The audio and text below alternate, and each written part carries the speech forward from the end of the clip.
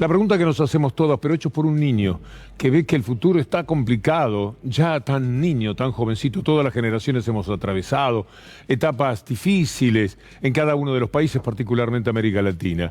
Pero el mundo ahora afronta una situación distinta y los chicos, que no entienden finalmente del todo lo que ocurre, saben que sus vidas están muy trabadas y se preguntan, ¿hasta cuándo?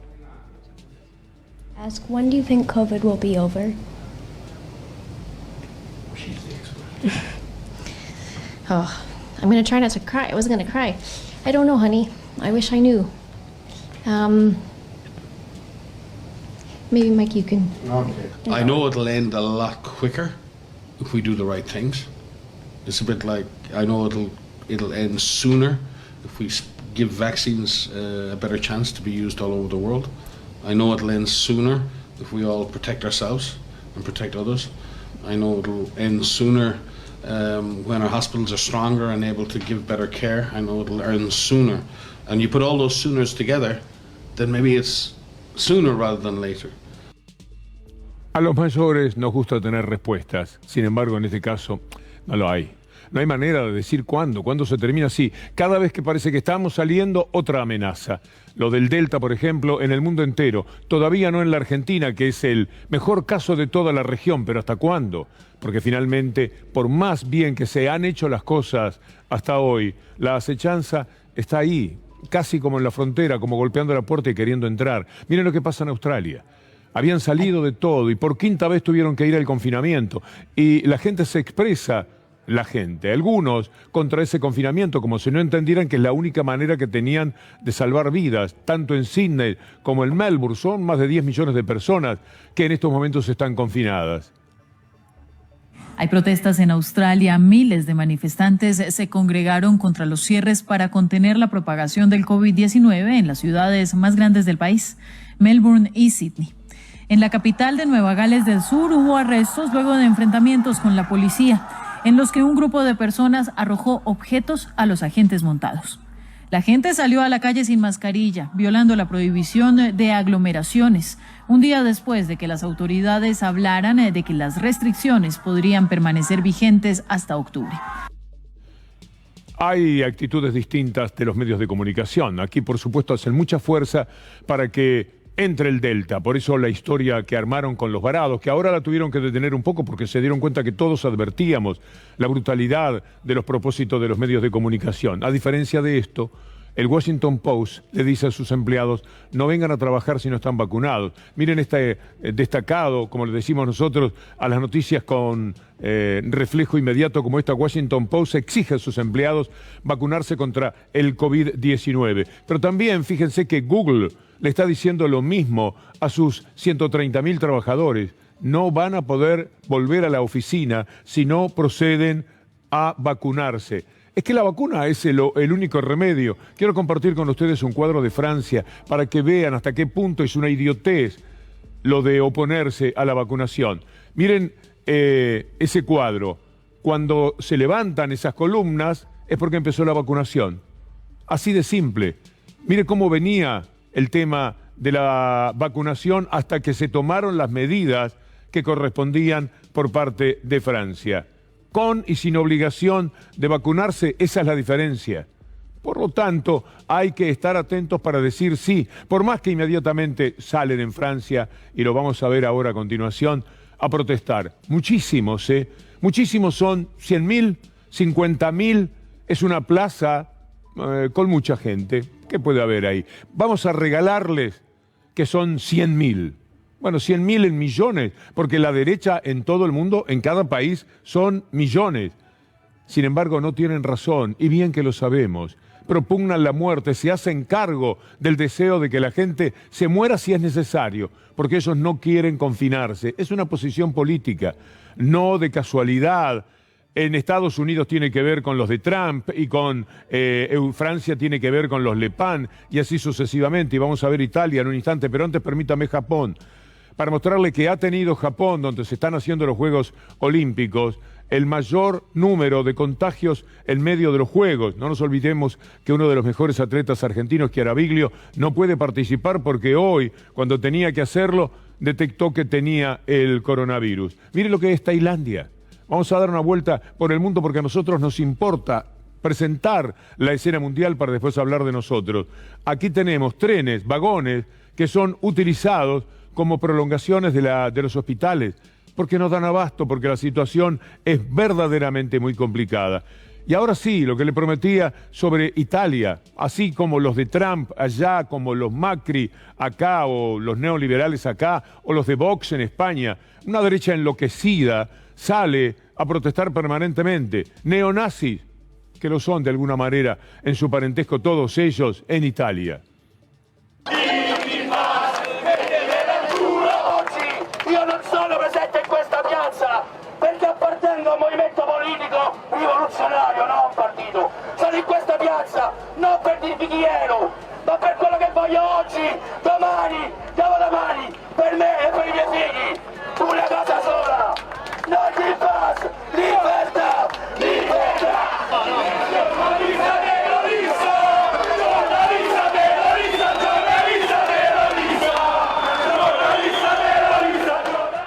Bueno, cuando uno ve estas manifestaciones, en el fondo dice, están locos, sí, pero son siempre muy peligrosos. Aquí, en el Obelisco, o en la Torre Eiffel, o en la Plaza España, en cualquier sitio, o en la Plaza de Brandeburgo, donde sea, en la puerta, quiero decir, porque tienen mucha prensa al mismo tiempo. Son miles y la televisión no se va a perder eso, y allí está, fogoneando y promocionando la actitud nefasta de todos estos sectores. En Córdoba, mientras tanto, tenemos a los médicos espantados por lo que está sucediendo. Dicen, los médicos piden sanciones y medidas restrictivas en Córdoba para los sectores antivacunas, pero también para los médicos, para aquellos médicos que están confrontativos también con la vacuna y dicen yo no me vacuno, lo cual es una vergüenza todavía mayor. Vamos a escuchar y ver a Analía Rearte que sostiene algo muy importante sobre lo que se viene en la Argentina. Ella dice que el Delta no está aquí, no en los términos en los cuales está asolando otros países, pero va a venir, que no hay forma de evitarlo, lo cual es un anuncio estremecedor. Nosotros hasta ahora tenemos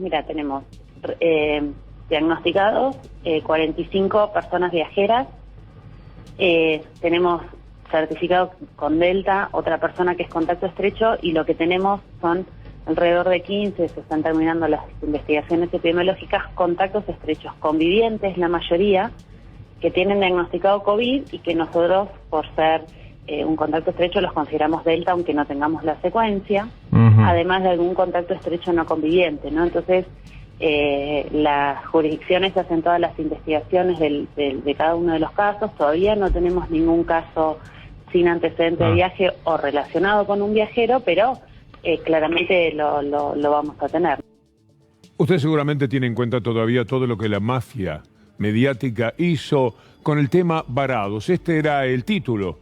Bueno, ha sido la contención que estableció el gobierno lo que ha impedido que hasta el momento tengamos Delta. Todos los casos de Delta de la Argentina se refieren a viajeros, a los que volvieron. Mire si dejaban entrar 10, 20 mil, como decían ellos que había fueron, que no se ponían de acuerdo en el número, todos juntos. Que no hubiera registrado un control como el que felizmente hubo, si entran de a poco, si entran 600 no es lo mismo que si entran 10.000. Vamos a ver este mapa de la región para que usted advierta que hay medidas, como todas las que se tomaron desde el comienzo de la pandemia, que en este rubro no hay con qué darle al gobierno argentino. Ha sido un acierto tras otro, siempre tuvieron razón. Ahí está la Argentina, con 46 casos, todos con antecedente de viaje o contactos estrechos de viajeros. Mire por un instante, pasémoslo rápido, porque están los números acompañando. Brasil 97 casos, aparece Paraguay con 6, Uruguay con 26 casos también. Uruguay y Argentina son los que están mejor porque no hay circulación comunitaria. Ecuador con 85 casos. Lo mejor de la región, como ha sucedido en toda la etapa de la pandemia, ocurre en la Argentina, con todas las contras que hay. Se firmó finalmente el acuerdo con Pfizer. Todos sabemos lo que sucedía, por qué no se podía firmar. Pero le dijeron a la gente, a millones de personas, que no se firmaba con Pfizer porque Putin le había dado la orden a Alberto Fernández y a Cristina Fernández de que para mandar las Sputnik no podían traer otra vacuna y mucho menos norteamericana. Eso lo pusieron en las tapas de los diarios, eso estaba en los títulos, malditos títulos, cuando uno abría los diarios, y mucha gente le cree, jaja, con razón la Sputnik, era porque te están dando la orden de que no puedas comprar las otras vacunas, no se enloquecieron de esa manera.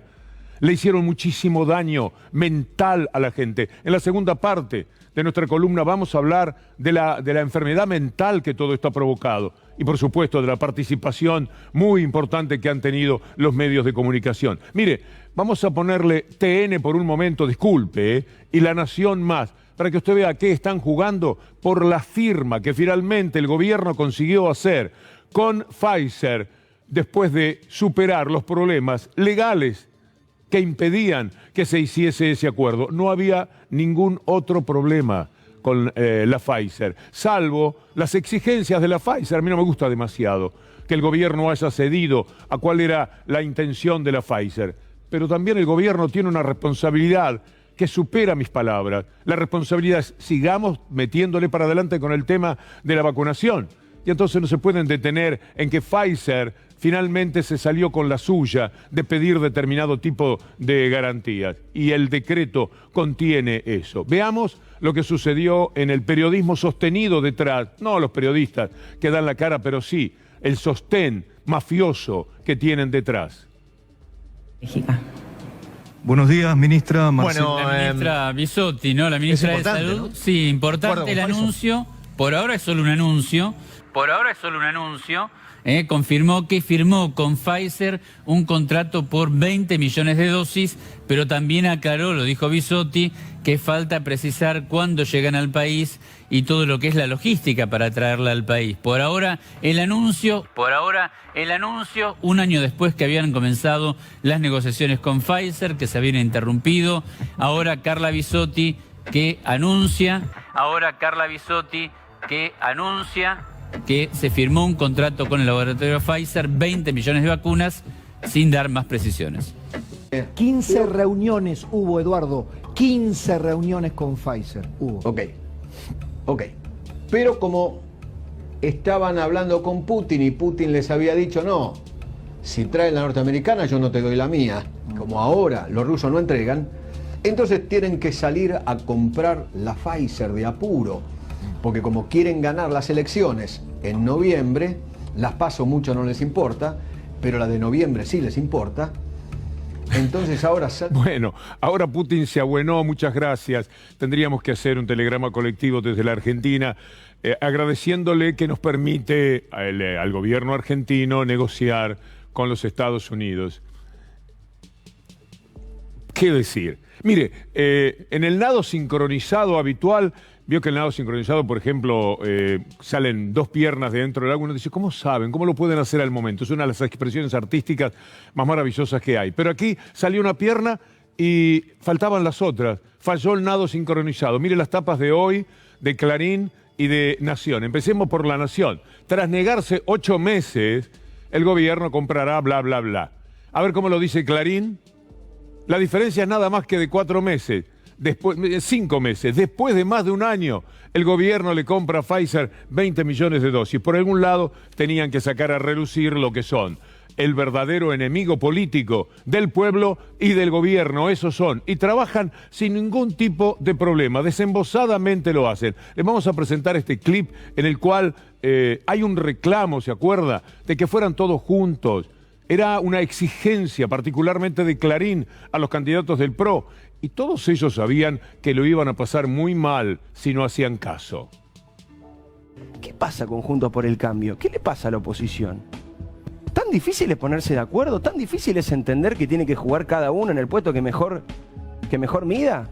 El equilibrio republicano de la Argentina necesita imperiosamente que la oposición haga una muy buena elección. Y debe tener muy en cuenta las palabras que dijo esta semana el diputado Waldo Wolf. Dijo, estamos a 7 diputados de ir a Venezuela. No hay en Juntos por el Cambio un grupo chico de dirigentes, 4 o 5 dirigentes, que se reúnan para frenar esto, para llegar a un acuerdo sin tanto escándalo.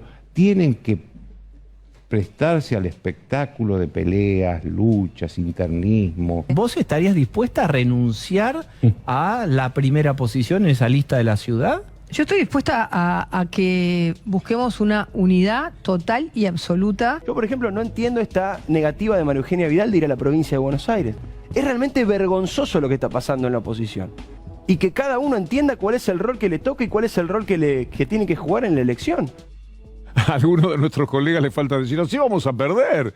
Basta de estar desentendiéndose, vivir a contramano como lo están haciendo. Hoy Clarín trata de ahora pedirles que no se peleen. Bueno, se juntaron.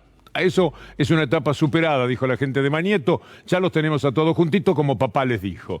Pero ahora resulta que se cruzan disparates y demás. Y esto no es bueno que ocurra. Mire cómo se lo dice.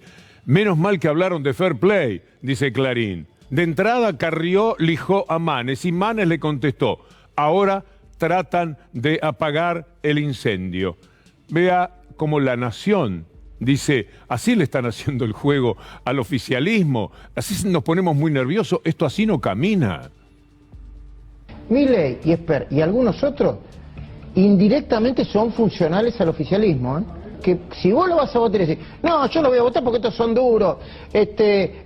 Porque están en contra de todos, sí, porque que están tienen un discurso bárbaro. Esper, bueno, yo no tengo ningún problema personal con Esper, porque él quiere debatir, yo no quiero debatir con él, ya lo escuché, ya sé cómo piensa, no me importa, ¿eh? Ahora, su discurso y lo que hace, lo que dice y lo que hace, siempre termina, ¿viste?, jugando solito, es funcional al kirchnerismo. Nada menos. Con lo cual hay que, además de unirse, hay que disimular todo. Seamos todo lo hipócrita que sea posible, que además no le cuesta mucho a los candidatos de la derecha, ya un poco están en eso. Solamente tiene que hacer algún llamadito Mañeto con Carrió, que siempre es la que más independientemente juega en todas estas cosas. Paremos un poco la mano, porque esto no viene fácil. No te vuelvas loca, Lilita, mirá que esto ya está complicado. No podemos jugar con esto, esta vez no, te lo pido por favor. Y por ahí consiguen que también ella deje de pelearse con Manes. Ninguno menciona de todas maneras el tema Manes en algo tan importante que nosotros sí hemos mencionado aquí el día que participó como médico mandando un hospicio a una persona cuando había en juego $200 millones de una herencia. Se le chispoteó un diagnóstico, el diagnóstico fue de locura y la encerraron a la mujer, a una señora Cohen de Coan, que ahora tiene 102 años y vive tranquilamente al parecer, pero hace unos años, allá por el 2006, 2007 más o menos, la encerraron. Habían disputado una fortuna enorme. Se puede equivocar cualquier médico, pero tendría que ser un poco más explícito y cuidadoso si hay en juego $200 millones de una herencia. Vean a Bullrich ahora tratando también de ser corregida por el diario La Nación. Tras la escalada entre Facundo Manes y Pro, Juntos por el Cambio apura un manual de convivencia para las internas. Patricia Bullrich está trabajando en un reglamento para evitar los golpes bajos. En el fondo también convengamos que son muy graciosos y que dan mucha tela para cortar.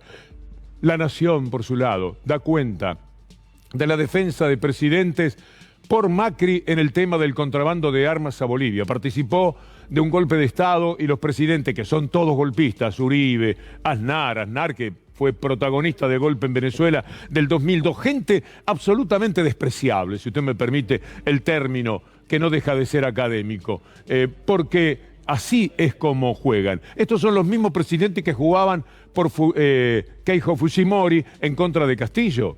Los mismos, la misma firma, la misma gente, el mismo tipo de gentuza del neoliberalismo que es capaz de jugar de cualquier manera. Bueno, ahí están también tirando algunas fichas por Mauricio Macri. Vamos a cerrar todo esto con una defensa a ultranza hecha por María Eugenia Vidal, que de vez en cuando decide no actuar de tonta y se pone con más énfasis a trabajar como una mujer vinculada a la política. Finalmente está en ese ambiente.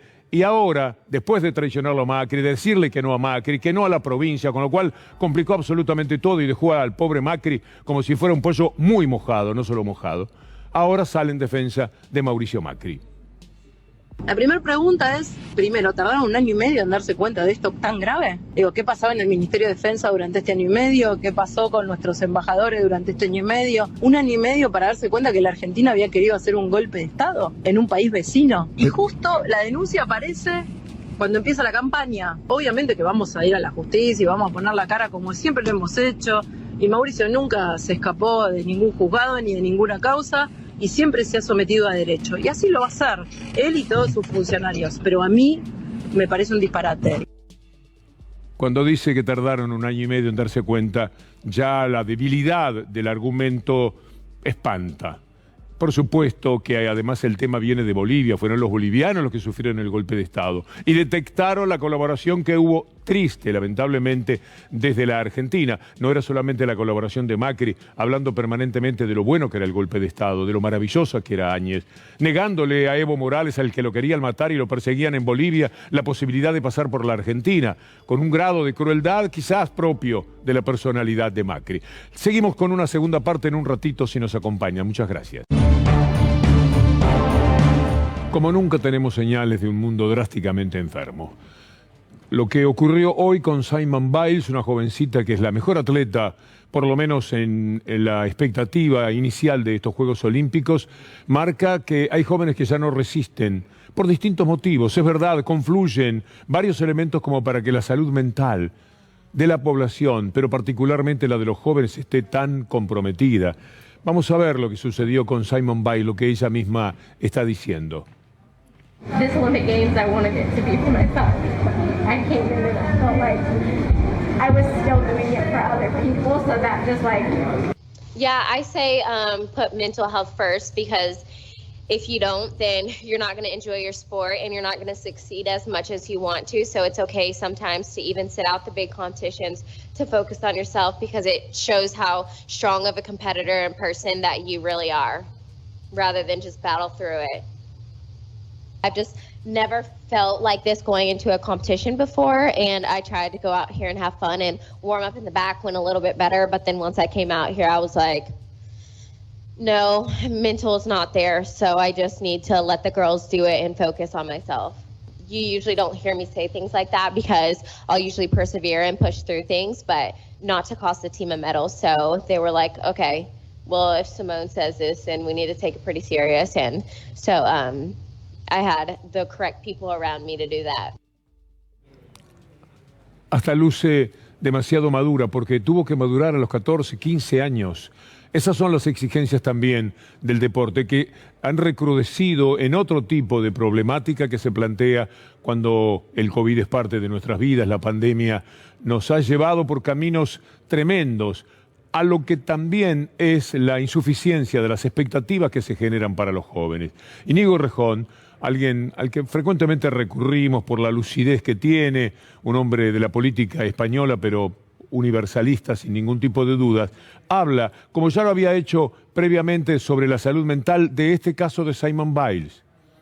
A mí me parece que Simone Biles ha tenido un gesto de enorme valentía que ayuda a decirle a mucha gente que le está pasando lo mismo, que no es un problema de que sean débiles, que no es un problema que tengan que ocultar, sino que es un problema que necesita profesionales que acompañen y que necesita algunos cambios en la forma en la que vivimos para que no le pase a tanta gente. Hay mucha gente que un buen día no sabe si se va a poder levantar de la cama, que se le come la ansiedad y que no puede parar porque no sabe si va a mantener el trabajo si lo hace. La vida cotidiana de los españoles, no solo de los españoles, pero en nuestro caso de los españoles, se está llenando de inseguridad, de ansiedad, de precariedad, de no saber qué va a ser de uno mismo de aquí a unos meses, de aquí a unos años, porque hay una parte de un modelo que produce mucho dolor. Y esa es la primera de las explicaciones, sobre todo ahora potenciado por la pandemia. Miren lo que es España en materia de suicidio de jóvenes. Los jóvenes que se suicidan son tantos que ya el suicidio se convierte en la primera causa de muerte entre los jóvenes. La pandemia ha deteriorado gravemente la salud mental y ha duplicado, dice allí, las urgencias psiquiátricas. Todos tenemos amigos que son psiquiatras y todos ellos están trabajando tanto como nunca en sus vidas. La mayoría de los que yo conozco, porque la gente está muy mal, está muy enferma por múltiples motivos, pero los jóvenes en forma especial no encuentran saludo. Ese niño que preguntaba en el otro tramo de la columna, ¿cuándo termina esto? Nos está hablando de una angustia muy temprana que jamás quisiéramos ver en nuestros niños, a lo que sabemos perfectamente, solamente queremos arropar, proteger y desvincularlos de esas enormes responsabilidades que implica la vida de los adultos. Miren lo que pasó en Uruguay con un futbolista destacado, el dolor que ha provocado. Uruguay tiene una tasa de suicidios altísima, tristeza en el fútbol uruguayo. Se suicidó Emiliano Cabrera, 27 años, a una semana del fallecimiento de otro jugador, William Martínez. Miren ustedes lo que dice un jugador que se llama Felipe Rodríguez. Buenas tardes. Antes que nada, quisiera decir una cosa. Anoche se suicidó otro futbolista en Uruguay, un amigo que tuve en el primer equipo donde jugué, Boston River, Emiliano, chico de 27 años. Y este año ya son 3 los casos de futbolistas. Perdí al Morro García, que era mi hermano, en enero. Después, la semana pasada, le pasó a William Martínez, que era un futbolista muy querido por todos sus compañeros. Y anoche le tocó a Emiliano. Tenemos que hablar. La depresión es un tema que vivimos en una sociedad machista y el hombre le da vergüenza o miedo decir lo que le pasa. Yo sufrí de depresión cuando estuve en México.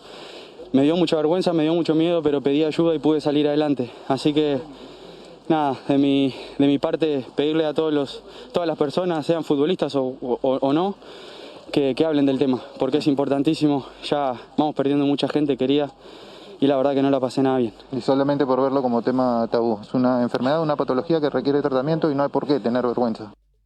Pero sin dudas, al margen de esta lúcida expresión de este futbolista oriental, sin dudas que el COVID, la pandemia, han trastocado definitivamente nuestra vida. Han penetrado de una forma tan aplastante que cuesta enderezarnos, cuesta a toda la gente ponerse de pie, caminar con la naturalidad con la que quizás lo podía hacer antes del COVID. Miren lo que se dice desde la Organización Mundial de la Salud sobre el COVID y la salud mental. But the COVID-19 virus is not only attacking our physical health, it is also increasing psychological suffering. Grief at the loss of loved ones, shock at the loss of jobs, isolation and restrictions on movement, difficult family dynamics, uncertainty and fear for the future. Mental health problems, including depression and anxiety, are some of the greatest causes of misery in our world. And this suffering is often exacerbated by stigma and discrimination, what is absolutely unacceptable. After decades of neglect and underinvestment in mental health services, the COVID-19 pandemic is now hitting families and communities with additional mental stress. Even when the pandemic is brought under control, grief, anxiety and depression will continue to affect people and communities. Muchos temas que son más vendedores que esto, pero con el equipo de producción, con Anabela Sánchez, Julián Capazo, con Fede Ferro, con Juan Pablo Montes Onganía, pensamos que este tramo es importante para que nos quedemos reflexionando. Tenemos la obligación de hacerlo. Por nosotros, que ya estamos bastante jugados, y ustedes de mi generación. Nosotros ya prácticamente no vamos nada. Pero los muchachos no lo están pasando bien. El COVID ha acentuado las dificultades de la vida. Las ha acentuado de muchísimas maneras, entre otras, por ejemplo, la pérdida de trabajo. La pérdida de trabajo de los mayores, la pérdida de trabajo de ellos y también la falta de expectativas que tienen a futuro. Mire lo que es esta cifra que se da con relación a lo que es la pérdida del trabajo.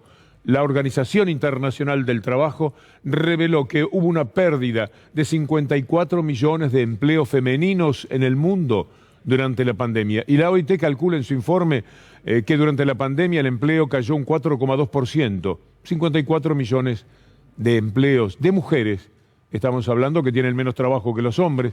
Estamos mencionando esos 200 millones de personas que se han quedado sin trabajo. Por eso, la contención del Estado, la contención en la familia y la contención del tipo de periodismo que se tiene son tan importantes y tan valiosas y tan necesarios. Mire lo que pasa con la expectativa de vida en los Estados Unidos, cómo ha caído en los Estados Unidos, 1 año y medio menos de expectativa de vida se tiene en ese país. COVID-19 y la sobredosis de drogas en Estados Unidos son factores que influyen en la disminución de la esperanza de vida en ese país. La esperanza de vida en Estados Unidos disminuyó 1.5 años durante 2020. Llegó a 77.3 años, cayendo con ello a su nivel más bajo en casi 20 años. Es además el mayor desplome registrado en un año desde la Segunda Guerra Mundial. Hay que andar con una especie de detector de problemas desde todo tipo de gobierno. Cuando aquí en la Argentina se habla de los planes Procrear, por ejemplo, uno siente que están trabajando para aliviar esta situación tan comprometida que se da en el mundo. Y esto también hace a la salud mental. Cuando alguien ve que los títulos no son el reflejo del acabose mundial que presentan algunos medios con respecto a lo que sucede, por ejemplo, en la Argentina, y puede leer este título: reabren la inscripción para las becas Progresar. El programa que está destinado a asegurar oportunidades a los alumnos en situación de vulnerabilidad propone en esta segunda inscripción 6 cuotas de agosto a enero para quienes cumplan los requisitos. Esto es esperanza. Y esto que ha dicho el jefe de gabinete, Cafiero, también, cuando se habla del empleo para jóvenes.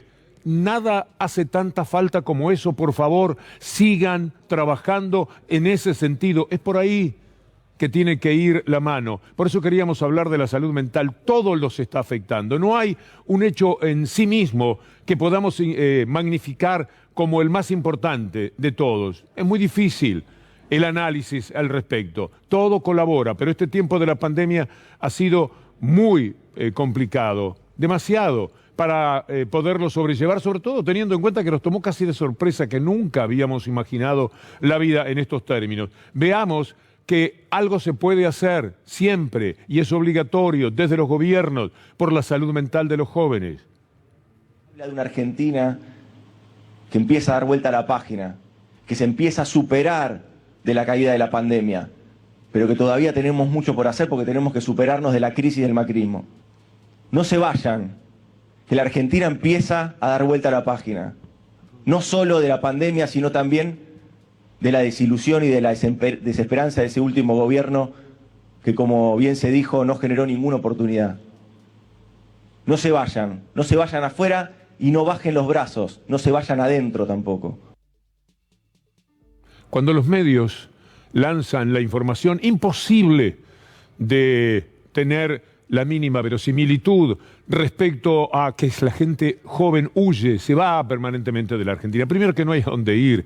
El mundo es un desastre. No hay un solo sitio donde se pueda conseguir algo mejor que lo que se pueda lograr en la Argentina. No lo hay.